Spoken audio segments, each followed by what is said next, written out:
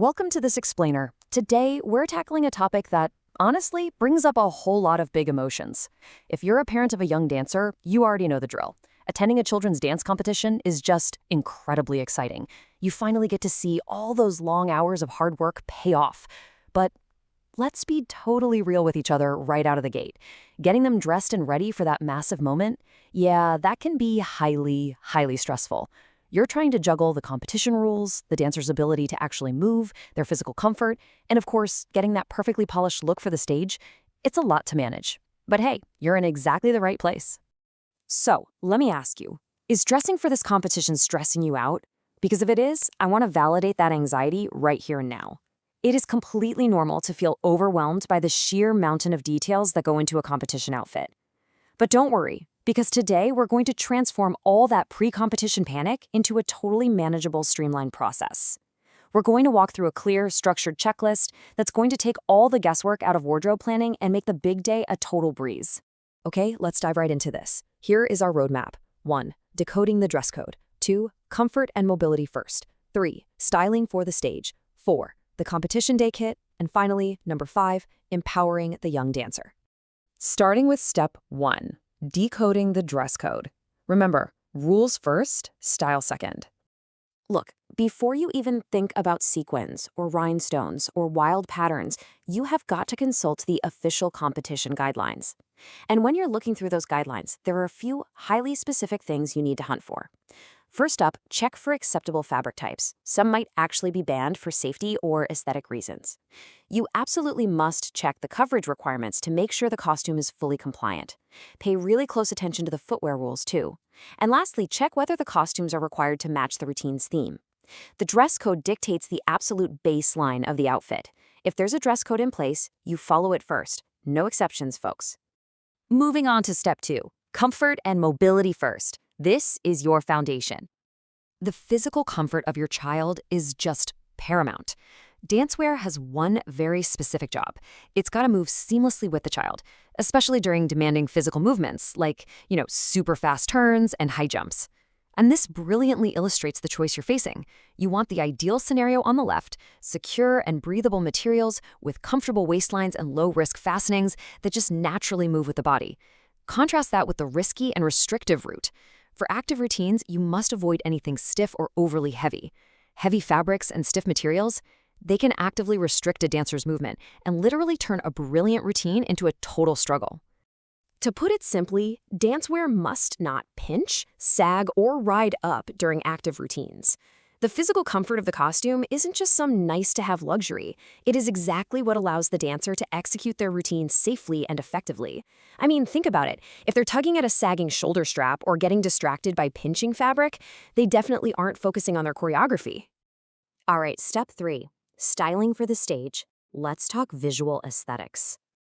Now that we know the outfit is compliant and comfortable, we need to transition outward. We need to think about how this outfit actually appears to the audience and the judges once your dancer steps out of the living room and into the spotlight. Now, what's really interesting about this is the big aha moment for a lot of parents. Stage lighting changes absolutely everything. Actually, scratch that. It transforms everything. On stage, costumes look entirely different than they do at home. Harsh stage lighting can completely wash out subtle patterns or muted tones. That's exactly why stage-ready styling relies on bright, clear colors and really secure details. These elements read well from a distance, meaning the audience and the judges can actually appreciate them. But hey, at the same time, remember to keep the design age-appropriate and practical enough for the child to wear confidently. A massive part of that stage-ready look, and the functionality for that matter, comes down to footwear. The practical needs vary wildly based on the category. Ballet commonly uses appropriate ballet shoes or slippers. Jazz routines, well, they usually require specific jazz shoes. And if your child is out there doing a hip-hop routine, they're often going to use sneakers specifically designed for dance. The golden rule of thumb here is simple. If you are ever unsure about what's allowed for a specific competition category, just ask the instructor. Seriously, they're there to help. And we certainly can't talk about stage styling without talking about hair and accessories. Hair and decorative pieces absolutely must be firmly attached. This is non-negotiable for both safety and performance. You've got to rely on secure hair ties, pins, and clips that can withstand fast, rigorous movement. You want to completely avoid loose accessories. If a decorative piece comes flying off mid-routine, well, not only is it a massive distraction for everyone in the room, but it also creates a very real slipping hazard right there on the stage. Just imagine the sheer panic of a lost hair tie or a sliding hairpin 10 seconds before the curtain goes up. No thanks. Which brings us to step 4, the competition day kit. Let's get practically ready. Listen, no matter how well you plan, last-minute surprises are just inevitable. A zipper gets stuck, a hair tie snaps, or a prop sheds glitter over the entire dressing room. This is a highly screenshotable moment, folks. Consider this your ultimate survival checklist for the morning of the competition. Pack a small bag with extra hair ties and clips. Include safety pins, but note that little caveat. Only do this if the competition rules actually permit them. Throw in a lint roller or a small brush to keep things looking pristine.